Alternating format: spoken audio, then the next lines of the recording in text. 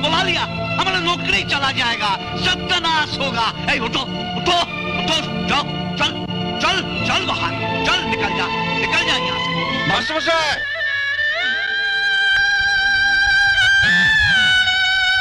जी sir. जल्दी उनको बुला। जाओ जाओ।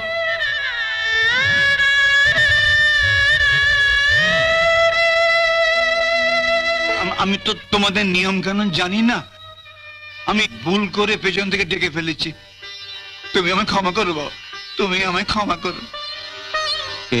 আপনি কি বলছেন মাস্টার সাহেব?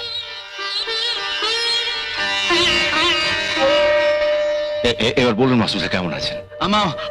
আমার বাবলু আছে, আমি খুব ভালো আছি বাবা, খুব ভালো আছি। তোমার মতো ছাত্রের আমি মাস্টার, আমি ভালো থাকবো না? আমি খুব ভালো আছি বাবা, খুব ভালো আছি, খুব ভালো আছি, খুব ভালো আছি বাবা, খুব ভালো আছি। আসুন আসুন আসুন আসুন আসুন আসুন আসুন।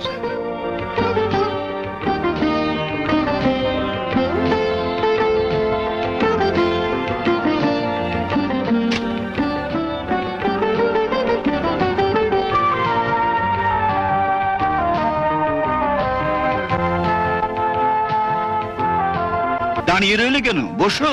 হ্যাঁ বসছি। কি হলো, বসলে না?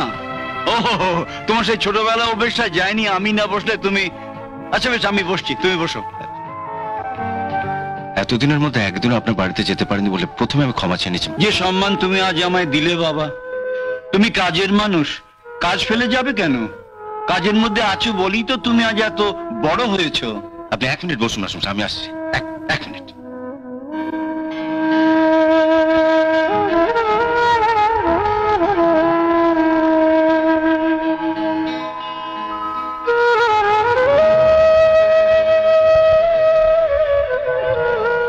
নিন মাসুম সাহেব, বলুন কেমন আছেন? মাসিমা কেমন আছেন? আর আপনার ওই 3 ছেলে, অরুণ, বরুণ, তরুণ। হ্যাঁ, ওরা কেমন আছে? ভালোই আছে, 3 জনের বিয়ে ঘরে বউ এনেছি, নাতি নাতনি হয়েছে। তাহলে তো মাসুম সাহেব আপনি বেশ সুখেই আছেন। সুখ? হ্যাঁ, গত শনিবার পর্যন্ত সুখেই ছিলাম। ভেবেছিলাম 3 দিকে 3টে শক্ত বাঁশের খুঁটি পোতা আছে, যতদিন বেঁচে থাকবো আমার সুখের সংসারটা ওই 3টে বাঁশের খুঁটির উপরে ঠিক দাঁড়িয়ে থাকবে। কিন্তু রবিবার দিন বিকেলে আমি বুঝলাম যে ওই বাঁশের খুঁটি 3টেতে কখন একটু একটু করে ঘুণ ধরে গেছে। এখন একটা ছোট্ট দমকা হাওয়ায় আমার সুখের সংসারটা ভেঙে গুড়িয়ে যাবে। আচ্ছা মাসুম সাহেব, আপনার এক মেয়ে ছিল না, কি যেন নাম? হ্যাঁ, মিনতি, মিনু। হ্যাঁ হ্যাঁ, মিনু।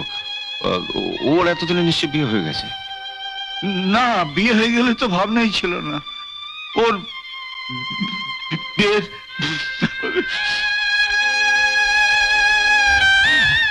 ভেবেছিলাম ও 3 দাদা রয়েছে, ওরাই দেখে শুনে ওদের বোনের বিয়ে দেবে।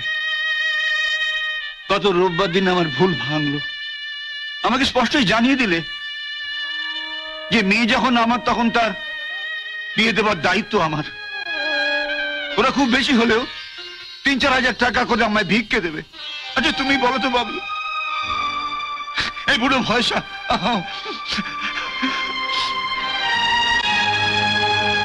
অনেক ভেবে কোনো উপায় না দেখে কাল রাত্রিরে তোমার ঠিকানাটা খুঁজে বার করলো। না না, আপনি একদম ভাববেন না মাসুম সাহেব, একদম ভাববেন না। হ্যাঁ বলুন। না না বাবা, আমি টাকার জন্য তোমার কাছে আসিনি। না, পেনটা খুঁজছিলাম আপনার ঠিকানা। এই যে এখানে এতগুলো কলম আছে। কে আসছিল? বল।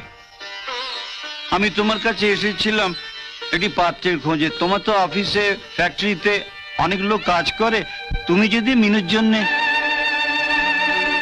আমি কোনো অফিসার পাত্র চাই না বাবা, এমন পাত্র হলেই চলবে যে আমার মেয়েকে দুবেলা দুমুঠো খেতে দেবে আর বছরে পরবার জন্য দুখানা মোটা শাড়ি দেবে।